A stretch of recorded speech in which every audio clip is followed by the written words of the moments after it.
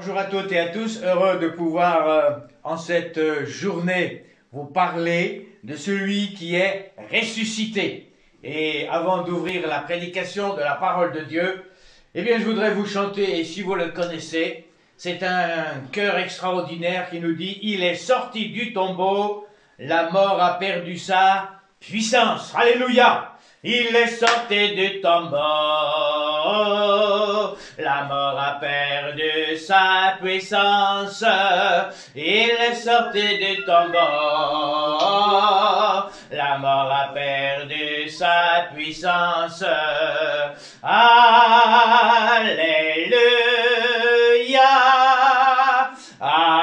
alléluia, alléluia,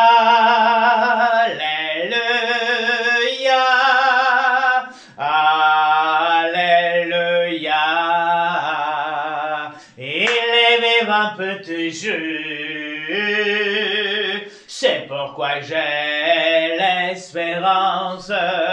Il est vivant pour toujours, c'est pourquoi j'ai l'espérance. Alléluia, alléluia, alléluia,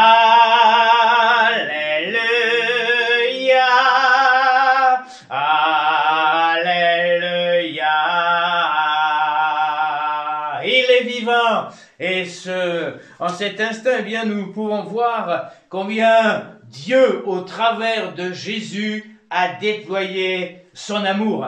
Et le thème de la pensée que le Seigneur a mis sur mon cœur, c'est innocent mais crucifié. Et la Bible nous dit dans le deuxième épître aux Corinthiens, chapitre 5, verset 21, « Celui qui n'a point connu le péché, il l'a fait devenir péché pour nous, afin que nous devenions en lui justice de Dieu, afin que tu deviennes en Jésus justice de Dieu. » Et un autre passage où, eh bien, les disciples diront, Jésus, celui que vous avez livré, il est ressuscité.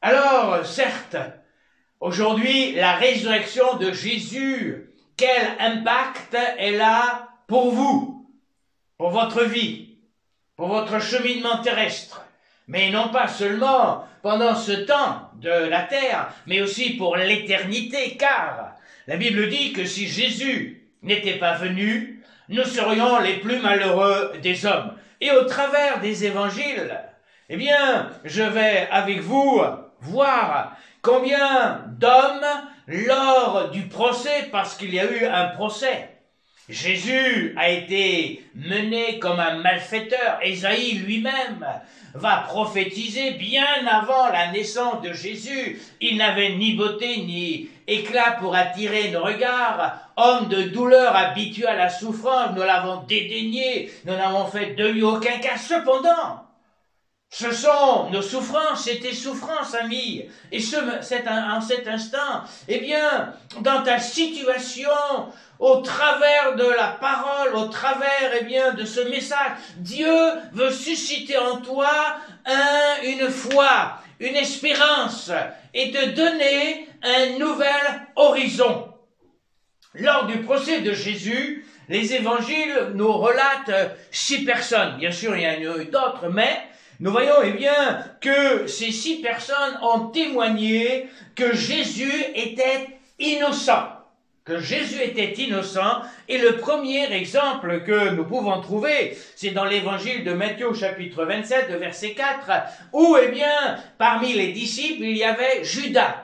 Et nous voyons, eh bien, que Jésus l'a pris dans son cercle et Judas a mangé avec Jésus. Judas a vu les miracles que Jésus accomplissait de la part de Dieu. Judas a été un témoin oculaire de la puissance extraordinaire qui s'émanait. Judas a été l'auditeur des paroles que Jésus prononçait. Oui, je ne te jette pas la pierre, mais va et ne pêche plus. Sois purifié, sois sauvé, sois lavé, allez, prends ton lit et marche. Et nous voyons, eh bien, que cet homme, malgré ce qu'il voyait, malgré ce qu'il entendait, son cœur n'était pas touché. Il était, bien sûr, la Bible nous parle, le trésorier, nous pourrions dire, c'est lui qui recevait l'argent et il devait garder dans sa bourse l'argent qu'on lui transmettait pour les besoins que Jésus avait, que les disciples avaient. Et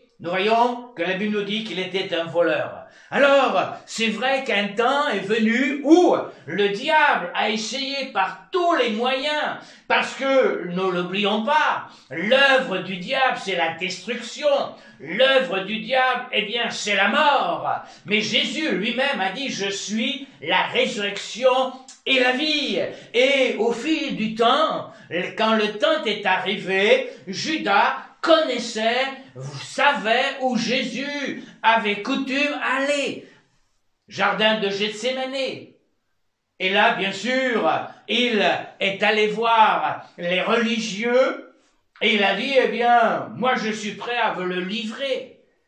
Et bien sûr, ces hommes religieux contents, parce que ils étaient toujours étonnés, ils étaient toujours repris dans leur conscience, ces hommes religieux, sachant que ce que Dieu disait était la vérité, mais ne voulaient pas accepter ce que Jésus lui disait. Alors, Judas a trouvé là, et au travers, bien sûr, de cet homme, le diable a trouvé une situation extraordinaire. Que voulez-vous? Eh bien, me donner, et je vais vous le livrer, 30 pièces d'argent. 30 pièces d'argent, c'était le prix d'un esclave. C'était le salaire mensuel d'un homme. 30 pièces d'argent.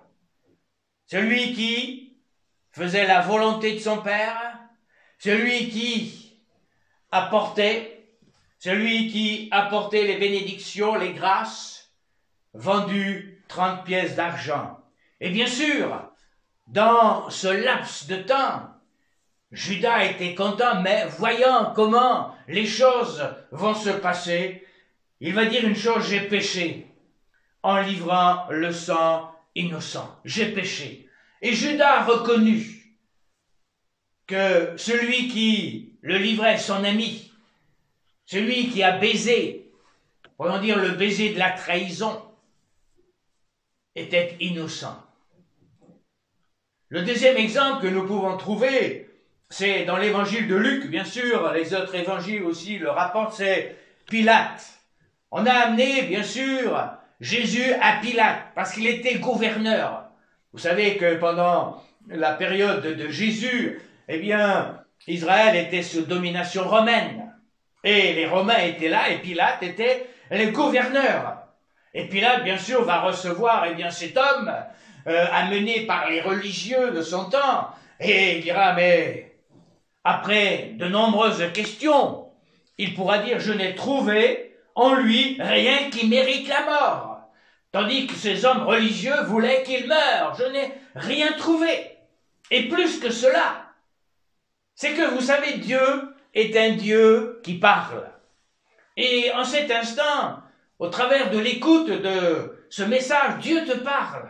Et Dieu veut te montrer qu'il est là pour te donner la vie éternelle. Il est là pour te prévenir des choses futures qui vont t'arriver négatives. Mais si tu es dans la main de Dieu, Jésus a dit, nul ne vous ravira de ma main. Et la femme de Pilate, pendant une nuit, va dire à son mari, eh bien, qu'il n'y ait rien entre toi et ce juste. Nous voyons, eh bien, que Dieu parle tantôt d'une manière, tantôt d'une autre. Et mon ami, la situation par laquelle tu traverses, eh bien, Dieu n'est pas indifférent, Dieu le sait. Et ce qu'il désire, c'est que tu puisses faire appel à lui. La Bible dit que Dieu entend quand un malheureux crie. Et Dieu veut entendre, en cet instant peut-être, le cri de ton cœur. Oh Dieu, viens, sauve-moi, pardonne-moi, libère-moi, secours-moi. Viens au secours, peut-être de mon incrédulité, même si je ne comprends pas tout, mais je sais que, eh bien, au travers de la prédication, je sais que toi tu peux intervenir. Oui, cette femme a été une porteuse pour que son mari puisse dire et savoir que entre cet homme, ce juste Jésus, il n'y a rien. Et bien sûr, Pilate, lui, maintenant, sachant ces choses, que va-t-il faire? Eh bien, il va renvoyer Jésus vers Hérode. Et Hérode, bien sûr, quand vous lisez le début de la naissance de Jésus, Hérode, aussi gouverneur de Judée, eh bien, voulait voir Jésus. Dans des mages, Dieu a préservé. Et nous voyons que Hérode, rempli de colère, il a fait tuer les enfants en dessous de 2 ans. Un moment est arrivé où il reçoit, eh bien, Jésus avec les religieux, Jésus qui est amené. Hérode, au bout d'un certain temps, certes, il voulait voir que Jésus fasse des miracles. Jésus n'est pas un faiseur de miracles. Jésus n'est pas un magicien. Jésus est Dieu. Et bien sûr que Hérode, pendant un certain temps, la Bible nous dit qu'il s'est moqué, dans l'évangile de Luc au chapitre 23, il s'est moqué de Jésus avec toute sa cour. Il lui a revêtu d'un vêtement écarlate. Mais il va dire aussi, Hérode, je n'ai trouvé aucun crime dans cet homme. Il a constaté que rien n'a été fait par lui qui mérite la mort. Même cet homme cruel va réaliser et constater que celui que les religieux amenaient n'avait rien. Jésus n'a jamais fait une sédition. Jésus n'a jamais tué personne. Jésus était Dieu. Il était le prince de la paix. Et bien sûr, eh bien, d'ennemis, Hérode et Pilate, ils étaient ennemis, sont devenus des amis. Et nous voyons combien l'amour de Dieu est là pour que l'être humain, l'homme, la femme, de toute génération, réalise que celui qui est venu, le Fils de Dieu, pour sauver l'humanité. Et bien sûr, Jésus a été ramené vers Pilate. Et Pilate, eh bien, que voulez-vous pour lui? C'est un poids. Et il va le faire battre de verge. Les soldats romains vont se moquer de lui, vont lui tresser une couronne d'épines, vont le revêtir d'un vêtement écarlate, vont s'agenouiller devant lui et vont dire « Salut, roi des Juifs ». Jésus aurait pu, pendant ce temps-là, appeler des légions d'anges, mais il ne l'a pas fait. Pourquoi? Parce qu'il voulait sauver ces hommes. Il voulait sauver cette génération. Après s'être moqué, nous dit la Bible, ils l'ont amené vers Golgotha avec 2 malfaiteurs. Et Jésus a été crucifié entre 2 malfaiteurs. Et là encore, sur le mont Golgotha, la foule était là, hargneuse, moqueuse. Si tu es le Fils de Dieu, descends de la croix. Jésus aurait pu descendre de la croix, car ce n'est pas les clous qui l'ont empêché, mais c'est son amour pour toi, parce qu'après la mort vient le jugement. Nous sommes tous des candidats pour l'éternité. Tu es un candidat pour l'éternité, mais où? Dans quelle situation? Est-ce le ciel ou est-ce l'enfer? Jésus est venu pour dire « Je suis le chemin, la vérité et la vie. Nul ne vient au Père que par moi. » Peut-être déjà tu as entendu la prédication des religions. Il y a de nombreuses religions. Mais Jésus n'est pas venu apporter une religion, Jésus est venu apporter une vie. Jésus est venu en personne. Jésus n'est pas une idée. Jésus est une réalité. Il est le Fils de Dieu. Et là, entre les 2 malfaiteurs, l'un se moquait, mais l'autre va reprendre son collègue en disant « Pour nous, c'est justice. Pour nous, c'est justice. Parce que nos crimes méritent ce que nous avons fait. Mais lui, celui qui est au milieu, n'a rien fait. » Cet homme a reconnu en la personne de Jésus qui n'était plus qu'une masse sanguinolente, la couronne d'épines sur son front perlait de sang, le sang coulait partout. Il a reconnu non pas un homme vulgaire, mais il a vu au plus loin que celui qui donnait sa vie était le Fils de Dieu. Jésus donnait sa vie pour l'humanité, pour lui, et il lui dira, souviens-toi de moi quand tu entreras dans ton règne. L'un va mourir, il sera en enfer, tandis que l'autre va fermer les yeux à ce monde qui l'entoure et entrera dans la gloire éternelle. Et Jésus lui a dit, assurément tu seras avec moi. Quelle exclamation, quelle réponse merveilleuse, quelle satisfaction de savoir que vers la fin de la vie, au lieu que ce soit le drame, c'est la félicité. Et il y avait aussi le centenier. Et vous savez que les légions romaines étaient des soldats impitoyables. Et quand ils passaient, n'est-ce pas, eh bien, c'était la mort qu'ils amenaient. Et cet homme en a vu les crucifiés. Cet homme a vu le sang couler. Cet homme a vu. Mais il pourra dire, eh bien, assurément, celui qui mourait était le Fils de Dieu. Assurément. Oui, la révélation. Bien qu'innocent, Jésus a été crucifié. Pourquoi? Parce que les hommes l'ont exclu, parce qu'ils ne voulaient pas de sa personne, de sa parole. Cela les gênait. Parce que Jésus mettait en évidence l'état de leur cœur, la Bible dit, et Jésus lui-même dira que c'est du cœur que viennent les mauvaises choses. C'est du cœur que viennent l'adultère, les meurtres, les vols, etc., etc. C'est du cœur. Et c'est pour cette raison que Dieu dira dans l'Ancienne Alliance, donne-moi ton cœur, et je te donnerai le mien. Jésus parlait de Dieu, de la justice, de la grâce, de la vérité. Mais Jésus leur dira aussi, vous avez préféré les ténèbres à la lumière. La lumière brille. Et c'est vrai qu'encore aujourd'hui, et tant que nous sommes sur la terre, tant que l'évangile est prêché, la lumière au travers de Jésus éclaire, alléluia. Vous et moi, si Jésus n'était pas venu, nous serions des condamnables. Mais il est venu. La Bible dit qu'il n'y a pas de juste, pas même un seul. Tous ont péché et sont privés de la gloire de Dieu. Il n'y a pas un juste, pas même un seul. Et pourtant, Jésus s'est chargé de tes fautes. Jésus s'est chargé de tes péchés. Jésus s'est chargé de tes manquements. Lui, l'innocent, il s'est offert à Dieu son Père pour porter le châtiment que méritaient nos péchés. Lui-même pourra dire, mon Dieu, pourquoi m'as-tu abandonné? L'agneau de Dieu qui ôte le péché du monde, là sur le mont Golgotha, donnait sa vie en rançon, afin que Dieu te pardonne.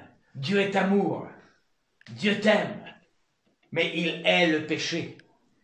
Alors, en cet instant, qui que tu sois, seul le sang de Jésus peut te laver de tous tes péchés. Le sang a coulé. Et c'est pour cette raison, au jour le plus sombre, va s'ouvrir le jour le plus beau, le plus merveilleux, un horizon nouveau. Et dans Luc au chapitre 23, nous lisons que ce vendredi, de midi à 15h, les ténèbres étaient sur la terre. Phénomène extraordinaire.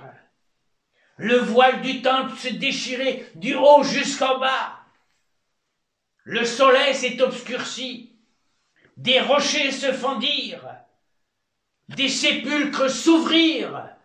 Et des morts, eh bien, ont ressuscité. Alléluia. Des phénomènes qu'aucun être humain ne pouvait être le maître de ces choses-là. Le cri de Jésus se fait entendre. Tout est accompli, alléluia. Tout est accompli. Il a payé pour toi.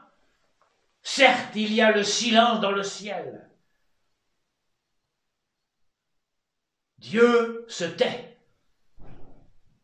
Jésus a payé pour toi. C'est vrai que pour les disciples, voyant leur ami, voyant leur rabbi, leur maître, mourir, descendre de la croix, la mise au tombeau, et plus que cela, c'est que Jésus, lorsqu'il était encore vivant, va dire qu'il ressuscitera le 3e jour. Nous voyons quoi? C'est que ces chefs religieux savaient que Jésus n'était pas un imposteur, mais un homme véridique. Parce qu'ils ont repris, ils ont dit, eh bien, à Pilate, de mettre des soldats une garde, de sceller la pierre. Et Pilate va leur dire, mais vous avez votre garde, allez-y. Les disciples sont dans le deuil, pleurent, dans la confusion. Les portes des maisons sont fermées par crainte des Juifs, nous dit la Bible. Tous sont bouleversés par cette fin tragique. Leur maître, leur rabbi, mourait, payait, donnait sa vie en rançon pour le monde entier. Alléluia! Et c'est pour cette raison que l'apôtre Paul pourra dire l'évangile est la puissance de Dieu pour le salut de quiconque croit. L'évangile, la parole de Dieu, la parole, elle est Dieu. Jésus a dit, je suis Dieu. Elle était parmi nous. Et à tous ceux qui le reçoivent, elle a donné le pouvoir d'être enfant de Dieu. C'est Dieu lui-même. On ne naît pas chrétien, mais on le devient. C'est pour cette raison que Jésus dira à Nicodème, docteur de la loi, il faut que tu naisses de nouveau. Et bien sûr, Nicodème, aussi érudit qu'il était, va dire à Jésus, mais il faut que je rentre dans le sein de ma mère et renaître. Mais Jésus dira, mais tu ne sais pas cela. Bien sûr, il y a des choses qui nous dépassent. Mais mes amis, le miracle de Dieu encore est pour toi en cet instant, parce que Dieu n'a pas changé. Tout est accompli. Alors bien sûr, on peut se dire, mais la résurrection, c'est une bonne chose. Mais est-ce qu'il peut faire quelque chose pour moi? Oui. Oui. Parce que le Messie promis, descendu, mis au tombeau, pierre scellée, garde valeureux pour surveiller. Mais ce que Dieu dit, il l'accomplit. Jésus lui-même dira, le ciel et la terre passeront, mais mes paroles ne passeront point. Alors tous les événements que peut-être tu as traversés jusqu'à maintenant, Dieu veut être au gouvernail de ta vie. Dieu veut diriger ta barque. Ton espoir a été peut-être trahi. Les disciples peut-être se sont dit, il nous a trahis. Rien ne se passe. Le silence de Dieu. Dieu se tait. Où est-il?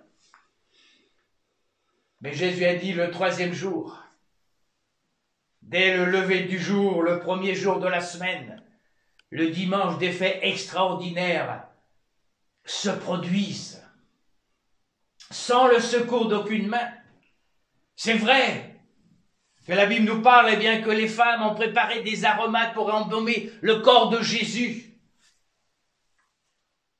Mais un ange va descendre, va rouler la pierre qui fermait le tombeau, et les gardes, aussi valeureux qu'ils étaient, tremblent de peur et se sauvent. Le tombeau est vide, alléluia. Jésus est sorti du tombeau, amen. C'est pour cette raison qu'il n'est plus sur la croix. C'est vrai qu'à certaines intersections, on voit des crucifix. Mais Jésus n'est plus sur la croix. Jésus a dit, là où 2 ou 3 sont réunis en mon nom, je suis au milieu. Et peut-être en cet instant, ami, au travers de l'écoute de la prédication, il est là, il te parle. Je t'aime. Je t'aime. Je ne suis pas là pour te condamner, mais je suis là pour te libérer, pour te pardonner. Je suis là pour te donner une nouvelle direction, une issue nouvelle. Oui, Dieu qui semblait si lointain, Dieu qui semblait muet, a montré l'excellence de sa grandeur et de sa puissance en ressuscitant son Fils. Au jour le plus sombre, succède le jour le plus glorieux. Alléluia! Les disciples se réjouissent de le voir, malgré que plusieurs ont des doutes. C'est vrai qu'il y a des choses qui nous dépassent. Mais vous savez une chose, c'est que Dieu nous aime. Et Jésus, après sa résurrection, la Bible nous dit qu'il s'est montré à plusieurs. Le deuil est transformé en grande joie. Un horizon nouveau s'ouvre pour ces hommes apeurés. Le psalmiste lui-même dira, tu as changé mon deuil en joie. Et en cet instant, Dieu veut changer tes larmes en larmes de joie. Ton deuil en joie. L'espérance en une espérance vivante. Une nouvelle ère s'ouvre pour eux. Une page nouvelle s'ouvre pour toi. Et Jésus leur dira, mais allez proclamer, annoncer le royaume de Dieu. Et certes, c'est vrai qu'aujourd'hui, avec tous nos moyens sophistiqués, tous les médias s'accourraient, le monde entier serait au courant. Là, Jérusalem, il est vivant. Celui qui a quelques jours était sur le mont Golgotha. Il marche avec les disciples, il mange avec les disciples, il est sur le rivage. Et la Bible nous dit que plus de 500 hommes à la fois ont vu Jésus. Quelle transformation! Jour de victoire, jour de libération, jour d'épanouissement. Oui, la Bible dit que Jésus travaillait avec eux, Jésus collaborait avec eux. Et en cet instant, il veut collaborer avec toi. Rien ne pourra plus les arrêter. Eux-mêmes diront, nous sommes témoins de sa résurrection. Le sang de Jésus a coulé sur le bois du calvaire. La Bible dit, sans effusion de sang, il n'y a pas de pardon. Jésus a dû passer par ce chemin-là pour qu'aujourd'hui, toi, si tu n'es pas sauvé, tu aies l'assurance du salut en acceptant l'agneau de Dieu qui s'est livré pour toi. Il s'est donné pour toi. Que feras-tu? Partiras-tu en te frappant la poitrine? Ou seras-tu comme cet homme? Souviens-toi de moi quand tu entreras dans ton règne. En cet instant, peut-être tu ne mesures pas tout l'amour que Dieu a pour toi. Mais jusqu'à ce jour, il a veillé sur toi. Peut-être tu n'es pas aimé. Peut-être tu es incompris. Peut-être tu es délaissé. Mais Dieu ne te délaissera pas. Et jusqu'à ce jour, malgré les hauts, malgré les bas, malgré les difficultés, tu es là. Pourquoi? Parce qu'aujourd'hui, c'est un jour nouveau pour toi. Aujourd'hui, les ténèbres veulent faire place à la lumière. Jésus dit, je suis la lumière du monde. Celui qui me suit ne marchera pas dans les ténèbres, mais dans la lumière de la vie. Oui, il veut te marquer de son sceau. Il ne veut pas que tu meures, mais que tu vives, alléluia, l'espérance, un jour nouveau, jour de résurrection. Pâques veut dire action de passer, action de rouler. Alors, mon ami, quel que soit ton fardeau, quelle que soit ta situation, en cet instant, viens à lui. La crucifixion de Jésus est la solution de rachat pour tout homme, pour toute femme. Il n'y en a pas d'autre. Jésus, c'est vrai qu'il a dû passer par là. Mais Jésus est plus qu'un homme, il est Dieu, alléluia. Et c'est pour cette raison qu'il pourra dire à celui qui nous aime, qui nous a délivrés de tous nos péchés, par son sang a fait de nous un royaume des sacrificateurs pour Dieu, son Père. À lui soit la gloire au siècle des siècles. Le Seigneur Jésus veut t'entraîner dans son sillage de victoire. Il veut t'entraîner dans son sillage de résurrection. Oui, le tombeau est vide. C'est terminé. Il n'est plus aussi sur la croix, il est vivant. Il est vivant. Alors si Jésus devient pour toi une réalité dans ta vie, il te libérera de toutes les chaînes qui peut-être t'enlacent. Et il te délivrera de la crainte. Il te délivrera du désespoir. Il te délivrera de la solitude, de la peur et de la mort. Il te délivrera de toutes les dépendances que peut-être tu es esclave. Il te délivrera parce que Jésus est celui qui est ressuscité. L'évangile, puissance de Dieu pour le salut de quiconque croit. Il s'est chargé de tes peines. Il s'est chargé de tes souffrances. Il s'est chargé de tes craintes, de ton désarroi, de tes péchés. Jésus s'est chargé de tout cela. Il a été l'agneau de Dieu qui s'est offert en sacrifice à son Père. Et son Père a approuvé. C'est pour cette raison qu'il fut ressuscité. C'est pour cette raison qu'il est sorti du tombeau. Et l'Évangile, aujourd'hui, au travers des millions de personnes dans le monde qui ont rencontré personnellement Jésus, le ressuscité, ont fait cette expérience extraordinaire. J'ai moi aussi expérimenté qu'il est vivant. J'ai connu son amour et je connais encore son amour chaque jour, sa puissance, sa présence. Ce qui me convainc pleinement, c'est de la réalité de sa résurrection. Jésus vit et le Saint-Esprit, troisième personne de la Trinité, veut imprimer cela dans ton esprit. Cette réalité aura des conséquences merveilleuses pour ta vie, ami. Oui, il y a une espérance. Je sais qu'un jour, mes yeux verront Jésus. Vous savez que Jésus a dit qu'il reviendra. Et tout œil le verront. Même ceux qui l'ont percé. Ce que la Bible dit est la vérité. La Bible, c'est la parole de Dieu. Alors cet après-midi, demain, tous les jours, que Jésus puisse vivre en toi, qu'il puisse être ton ami, et que tu puisses marcher en résurrection avec lui. C'est le fondement de ta propre résurrection.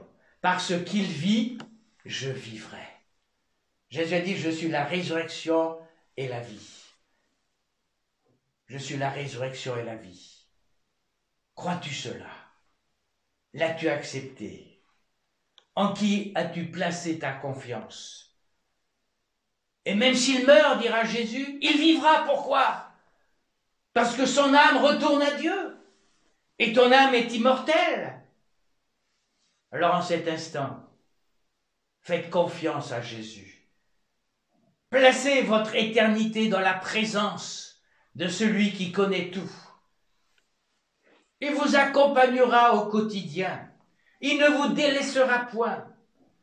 Et chaque jour, vous expérimenterez son amour, son pardon, sa libération, sa présence. Oui, Jésus ne m'a jamais abandonné. Cela ne va pas dire que la vie est toujours rose. Jésus n'a jamais dit que notre vie sera parsemée de pétales de rose. De par le monde, des chrétiens ont des épreuves, des difficultés, des tentations. Mais dans ces choses-là, Jésus est avec nous. Alléluia! Il vit. Je sais qu'un jour mes yeux verront Jésus. Et pour toi, ami, est-ce une réalité? Oui, la croix reste debout. Elle est toujours là. Et c'est pour cette raison que décharge-toi devant la croix et regarde à celui qui se tient à la droite de Dieu et qui intercède pour toi et qui veut te bénir. Et avant de conclure, je voudrais chanter ce chœur extraordinaire dont peut-être tu connais, un chœur merveilleux qui nous montre combien Dieu est grand, Dieu est bon, Dieu est merveilleux. Oui, je sais qu'un jour mes yeux verront Jésus. Gloire à Dieu, alléluia. C'est le cantique, je regarde dans mes notes, c'est vrai que j'ai beaucoup de notes, mais une chose est certaine, c'est qu'il est merveilleux, c'est qu'il est vivant. Oui, à toi la gloire, ô ressuscité, à toi la victoire pour l'éternité. C'est un cantique que j'aime chanter. Pourquoi? Parce qu'elle affirme que ce qu'il est pour moi et ce que je voudrais, c'est que toi aussi tu puisses l'affirmer. À toi la gloire, ô ressuscité, à toi la victoire. Merci, parce que tu es celui qui m'a aimé avant la fondation du monde. À toi la gloire, ô ressuscité, à toi la victoire pour l'éternité. Brillant de lumière, l'ange est descendu. Il roule la pierre de tombe vaincu. À toi la gloire, ressuscité. À toi la victoire pour l'éternité. Voilà paraître, c'est lui, c'est Jésus, ton sauveur, ton maître, on ne doute plus. Sois dans l'allégresse, peuple du Seigneur, et redisant, c'est ce que Christ est vainqueur. À toi la gloire, ô ressuscité. À toi la victoire pour l'éternité. Craindrais-je encore? Il vit à jamais. Celui que j'adore, le prince de paix. Il est ma victoire, ma puissance, Dieu. Ma vie est ma gloire. Non, je ne crains rien. À toi la gloire, ô ressuscité.